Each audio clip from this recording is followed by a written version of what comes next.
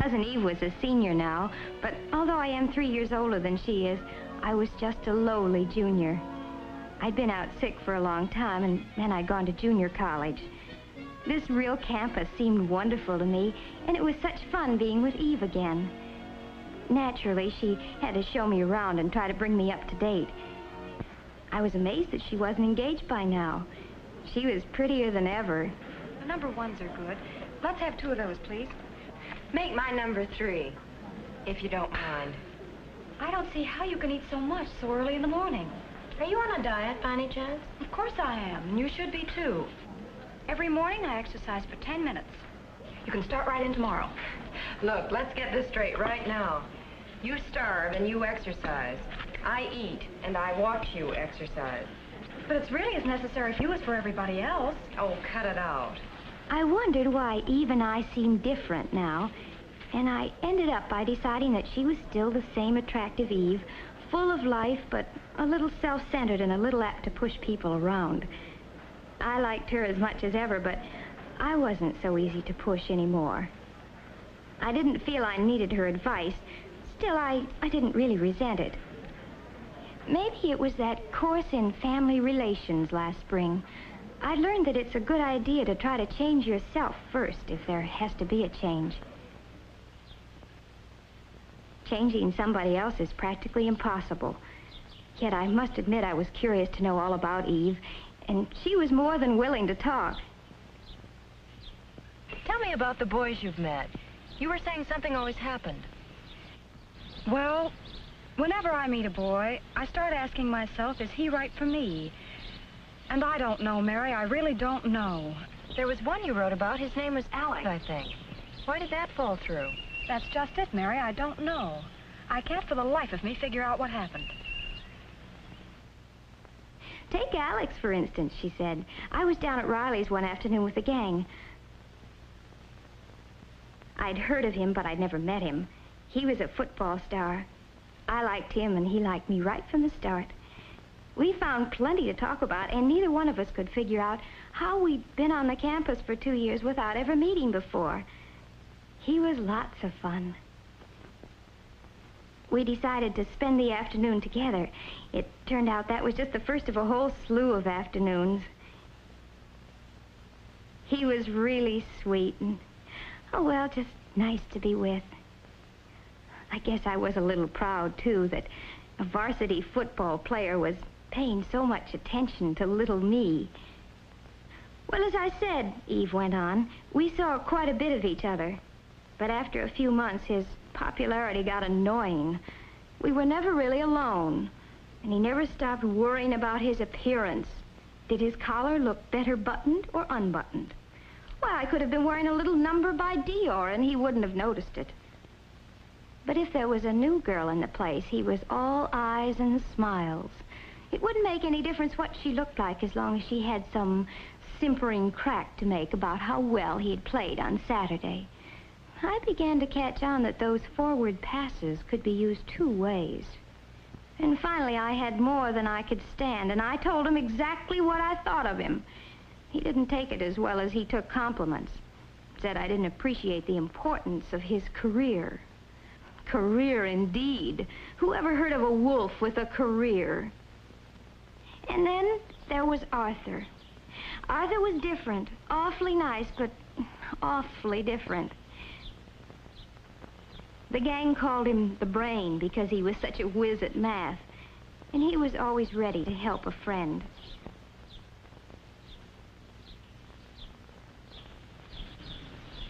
You're different from other girls. That's what you think. You're smarter. You're almost like a man. Oh, no, I'm very much the woman. I don't think of you that way at all. I don't get you at all. I know, you think math is exciting, but you really ought to get yourself straightened out. You'd be surprised how many things are just as exciting as math. Now, really, you don't think there's anything wrong with me? Oh, forget it. I've got to go now. We'll talk about it some other time. But there never was another time, said Eve. I was just another problem to him.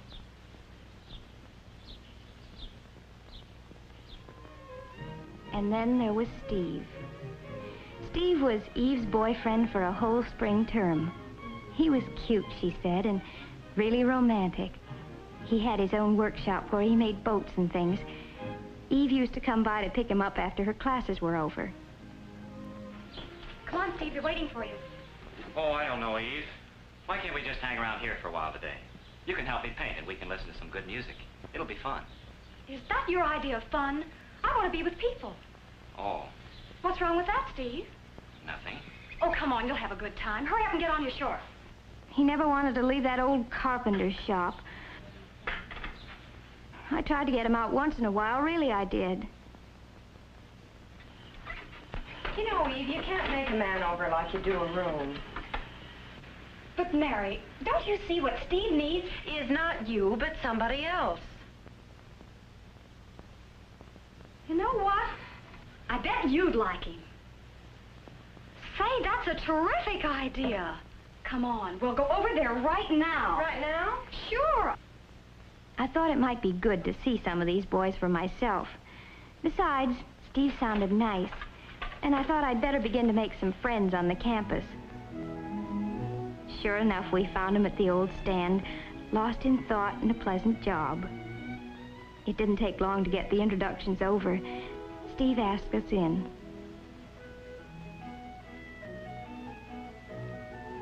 It seemed like a nice place with a real atmosphere of its own, but evidently not one that Eve liked especially. But Eve is like that, jumpy, full of energy. She never could sit still for long.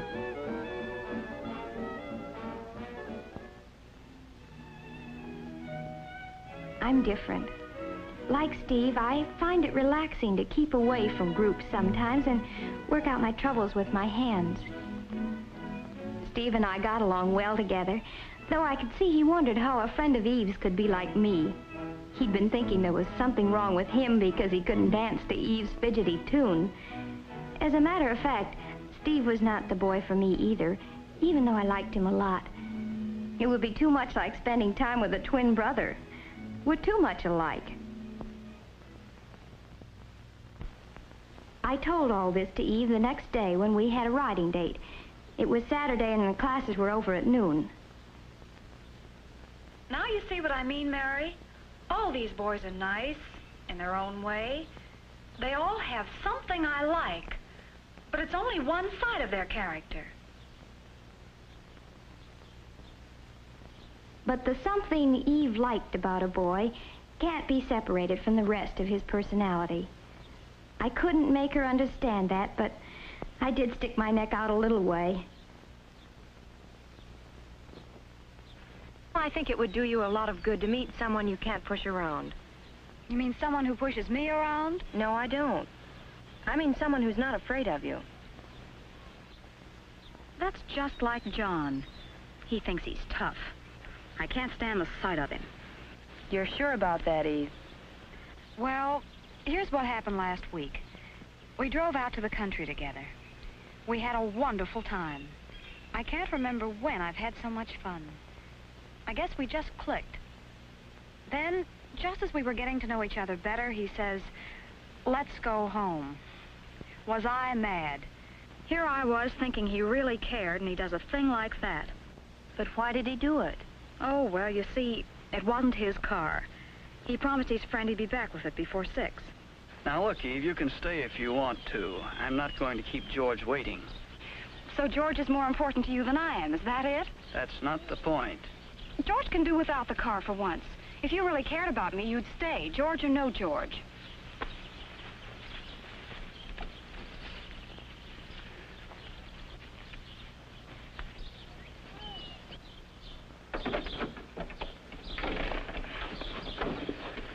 You wouldn't want me to break a promise, would you? Why not? Well, I won't. I'm not going to let George down, even for you. You'll start sprouting wings if you don't watch out. Move over, boss. You're so inconsiderate. Look who's talking. Why, someone ought to take you across his knee and give you a good spanking. Might make you more human. Maybe you're the one to do it. Maybe, but I doubt it.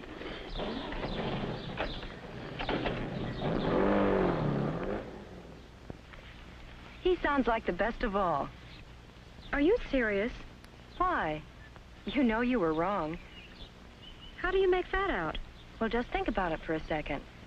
What were you asking him to do? Prove that he liked me? What's wrong with that? That would never satisfy you. Why not? Well, that's not what you really wanted. Well, what was it then? You wanted him to do what you told him to do. That's what you always want, Eve. That's terrible. I thought I'd gone too far, but now that she knew what she was doing, she could decide for herself if she wanted to change. That's always the hard thing to learn, that if any change is possible, it must be changing yourself. You have to take other people as they come, or else leave them alone. I started thinking about Eve's boys. They had the same problem. Steve liked Eve, and he liked his hobby, too. But he couldn't have both. It would be easier to find a girl who liked staying at home. While Arthur probably needs some help in order to change. Alex had already solved his problem. A girl who isn't always competing with him for first place. She's not as attractive as Eve, but she thinks it's wonderful that he's so wonderful. She's right for him. And John? Well, boy meets girl, boy loses girl. Maybe boy knows what he wants and on what terms. This girl doesn't know yet, but she's doing her best to find out. Every little experience, even the unpleasant ones, helps me know a little more about myself. And that's the first step. There are some things about me that I can't change. And those are the things that some man will have to live with for the rest of his life. So I'll pick him with those things in mind. I hope he'll do the same for me. We'll have to stay friends for a long, long time.